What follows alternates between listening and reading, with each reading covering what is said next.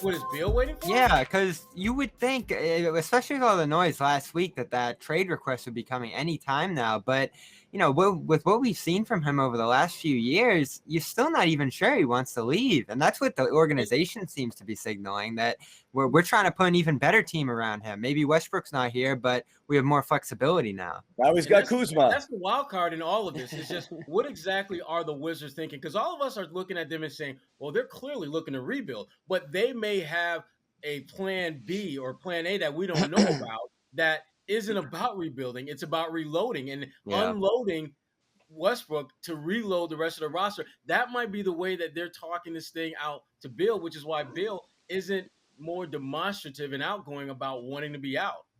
Because again, I think more than anything bold else, first move. Bill is trying to keep as many options as open as long as he can until he finds a situation that makes the most sense for him. Because he can leave in a year, yeah. Right. So he may very well not be moved at all, but keeping in mind that a year from now, we may be in the same situation where we're trying to figure out what the hell is Bradley Beal going to do. Yeah, and let's be clear, he's friends with Tatum, but I'm sure he's friends with other stars too. And that free agency, that free agency class next year is going to be loaded. I just don't understand how, like, I feel like a lot of Celtics fans, they say the same thing you guys just say, right? Like, there's no way Bradley Beal would command a trade to Boston and say, oh, I want to play with Tatum so badly that's the only place I want to go. But then at the same time, those are the same fans saying that, oh, Jason Tatum, Jaylen Brown, they carried this team to the Eastern Conference Finals back-to-back years. So what's the disconnect here? Like, they're good enough to carry a team to the finals, according to a lot of Celtics fans, but they're not good enough for a guy like Bradley Beal wanting to go join forces with them. Like that's the thing. If Bradley Beal wanted to join forces with him, I think he would have made that clear by now. That's what I'm saying. If that was his, so to me, that's what I'm saying. He's keeping his options open. It's one option. He's keeping them open. He's keeping them open publicly, okay? Right. Because you really look bad when you do what Anthony Davis did and just say, I'm going nowhere but whatever, and that's it. And then you burn yourself in the city you always played. You look like you're a quitter, and you're manipulating the system, and it hurts your reputation. Beal might be smart enough to know, I'm not going to go out there and advertise it, but ultimately, I kind of know where I want to go. So, once I make up my mind, I might kind of force that issue. And Washington will obviously say, can you give me 3 or 4 places so we can try to make a move? But this is what I've never understood. It does not make sense if you are a player to actually give your team that leverage. Because why would you want the team acquiring you to hobble itself in giving up a ton of assets? Because you're going to go to a place that now has issues because they had to empty the vault to get you. If you know you can control your future in a year, you kind of just want a free pass and a smooth ride to your next spot. And that's what you want to do there. I think the trade in advance is what? So you can. If they trade him early, he can sign a juicier deal because he was with the team before. That's his incentive for a trade, right? Right. Is that how it works? So that's about it. That's what Beal gets out of being traded this year. You get the 5 years after. You get the 5. Okay, yeah, right. There's some incentive there versus just walking, but ultimately you got choice for the first time in 8 years in your NBA career. You want to exercise that choice. So it's either I'm going to do it in free agency or you're going to kind of clear my path to get there, find a way to make money work, and that's that. But I don't want you – like the Davis deal, while it was forced, was a shit ton of stuff for LA to give up for a guy that would have – it's why they would have waltzed in there the next year on his own volition. So, that was a lot. That's a lot. If LA trades for Westbrook tonight, they're gonna have 5 players left. That Davis trade wiped them out essentially in terms of their ability to get better beyond that. If Beal wants, let's say Joe Sway's wish comes true and Beal has been begging to come to the Celtics. Let's just say that is happening, but it's still up to the Wizards. I mean, they still have to do what's best for them, right? I mean, if there's another team that says we want Beal too, I guess the risk is just the other team potentially loses them. If Bill lets them know, you can waste your time for a year, but then he's gonna go to Boston. If Bill lets them know that he wants to go to Boston and they say, screw that, we're sending you out to Miami because Miami has a better package. Bill's camp, I guarantee you this will happen. They will put the word out that we're not going to resign. We're not resigning. They're going to do the same thing Anthony Davis did. They're going to do the same thing. And so then it's and like, that nixes the deal. If in fact they don't want to go, right? Exactly. That will kill Player the deal empowerment, immediately. guys. Player empowerment. The Wizards did quietly go out and get Aaron Holiday tonight. You know, not an earth-shattering move, but again, another sign that are they trying to possibly put a team together here for this next season here, have another prove-it year for Beal. It really feels like tonight was a turning point on the Beal front where both he and the Wizards look at this next year and say, all right, this is the last hurrah. Build something here. I'm gone next year. You're not going to trade me. I'm not going to ask out. We're just going to play this out to next offseason and see where it goes from there. And I think that's kind of the thing Beal has done his whole career there, Sherrod, right? Like he signs that extension 2 years ago. He was there the whole time before that. And everything you hear is that he's content being a Wizard. Like he's getting antsy here, but he's willing to give them a lot of room for error, it feels like, in their team building process. Yeah, I think part of his thing is that there's this false sense of loyalty he has at an organization. And I think he really does need someone to be in his ear and to remind him that this is a business and you have a very limited window to be a great player in this league. And you're getting pretty close to the end of that road where you're going to be an elite player. And if you have any visions of competing for a championship, you need to get the hell out of town now, because that team that they're putting together now, that team is not going to win anything. They're other than maybe another lottery ticket to next year's draft. So that puts the Celtics. Yeah, and again, this plan that they're doing here is not going to work. Like Montrezl Harrell, Kyle Kuzma, Aaron Holiday, like that team could be fine, but some of those parts probably isn't better than what Westbrook was doing for them last year. When you say fine, Bobby, I think of like fine if you want to be contending to be in a play-in game. Yes. That's what those guys will do for you.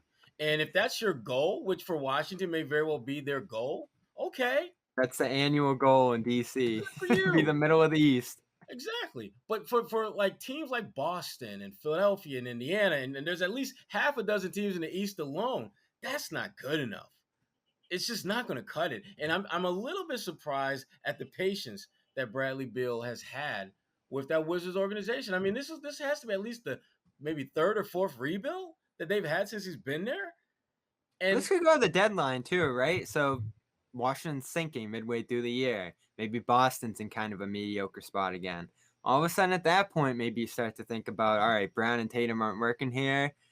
Now might be the time to pivot toward that Beal thing. If we see again this year that there's some real friction on Boston's offense, Smart, Brown, Tatum aren't working out as a trio there, that's when both sides might say, all right, let's see what we can work out here. Right. Again, I'm not sure the pronunciation, if it's Bejarin, hails from the same French commune and island as former Celtics wing Mikal Pietrus. Yep. Guadalupe. That's how Guadalupe. Les Abîmes in Guadalupe. And so that is that. Now I like the pick. Love Mikal. Loved him. Like Pietrus a lot. He used to get mad at me though because he thought I could get him like a discount on Comcast cable. I'm like, dude, who the hell do you think I am? I remember everyone wanted that, and everyone would ask me like, what's wrong with my? How do I? And I'm like, I don't work for the you guys cable wearing company. Comcast shirts? No, I'm like, I don't work for the cable company. Like I have no. I would get that a lot. So not much has changed in Celtics most land. Boring draft night you could think of for the Celtics. Look, and I honestly, like, we got quite a few people here with us, hanging out. So, people were looking for something, looking for a splash. Again, what bums me out about the draft is always hope, like, did we get somebody that's going to help us? And it, here you are. It's the answer is no. It's no. The answer is no. The answer is you might never see our guy. You pick 45. You may never see this guy ever in a Celtics. He may live a great life in France or in America, right? So that's what you got here. So let's not worry about it. But nothing happened big on any front here in terms of anything that affects the Celtics hugely, with the exception of the Westbrook trade and what that means for Beal's future in Washington. So nobody made a big move for Beal. Nobody made a big move for Ben Simmons. Everybody's just kind of holding, and you're entering free agency here. And there weren't any huge trades here, anything that would kind of get in the Celtics' way of building their roster. The question is now just going to come down to what's their plan? And again, it comes fast and furious. You think Fournier last past 6 o'clock on Monday? I can't. It took. Isn't the new tampering thing kicking this back a couple of days now? So might not be immediate as it used to. From last off season, like they got that like period now of negotiation, and then the deals actually come through a few days later. I don't know. We'll see how it goes this time around, but things weren't flying right at 6 o'clock the way it usually is. And Dave D makes a good point here, and we said this before, but just to reiterate it here, if Golden State was going to make a move, they needed to make it beforehand. Once you knew that they were making their picks and keeping their picks, they're kind of off the table a little bit in terms of, either Simmons or Beal for that matter, because they had 2 lottery picks. They don't have 2 lottery picks. They don't have lottery picks coming up next year. So they just lost 2 massive trade chips trying to make any sort of move. So we talk about what can the Celtics offer and what if it's multiple teams? Well, one of the biggest competitors here just lost 2 massive trade chips trying to make it work. So again, you're into Wiseman and Wiggins land for them if you want to make that work, which again might be something that's enticing. But again, what does Beal want to do? I'm not really sure. Other than that, any other teams here you think massively improved tonight? Celtics competitors, I think Charlotte had a good night for sure. Charlotte's coming fast. They're gonna have a big offseason. Yeah. They're well positioned to really improve their status in the East quickly. Yeah, no question. Yep. So I think they did for sure. I don't know, just kind of looking around here. The Knicks are interesting. I didn't think Knicks are interesting. I didn't think they had a great night in terms of adding talent, but I think what they did is they gave everyone a clear sense of where their head's at, and that is they believe they're going to get some major players through free agency. The way that they just kept trading down and out and down and out in the draft, they don't want young players. They're making it absolutely 100% clear that they plan to get impact veteran type players, and they got the money to do it. So they don't have time to be dealing with babysitting these late first round, early second round picks. They're trying to get ballers now. Yeah, that's what they do. Just keep kicking it down the road. Yeah, they did. So I mean, I definitely think that's a winner there. Orlando got a couple of good players for sure. Suggs and Wagner. They're 5 and 8. So again, you're talking about teams that are kind of nipping at that bottom rung there, the 7-8 world. But I mean, these are teams that are chasing the Celtics, who I think certainly made moves. Chasing the Celtics, I mean below where the Celtics would be in the East pecking order, who are coming up, and that's what's going to happen. You get your multiple lottery picks, and obviously you've got a shot to build there. I do think the big loser tonight is Golden State, because I think their picks were a little puzzling. Their picks were puzzling, and also they really needed to do something, and they weren't able to do it. So I don't know. I don't know. It's you needed to help. You're trying to get help for Curry and Thompson right away, and I don't think you did that tonight by not making a trade and by the players that they took. So they're on my losers board for tonight. Yeah, we really thought tonight would be the Beal night for them. Hi guys, Cedric Maxwell here. I want to take a minute to tell you about Marigold Medical. I'm used to keeping my body in great shape, but with arthritis, even the most simple everyday tasks became unbearable. As soon as I called Marigold Medical, I knew I was in good hands. No drugs, no surgery, just an experienced team of caring professionals that wanted to get me back to doing the things I love. Make the call to Marigold Medical and get back to pain-free life.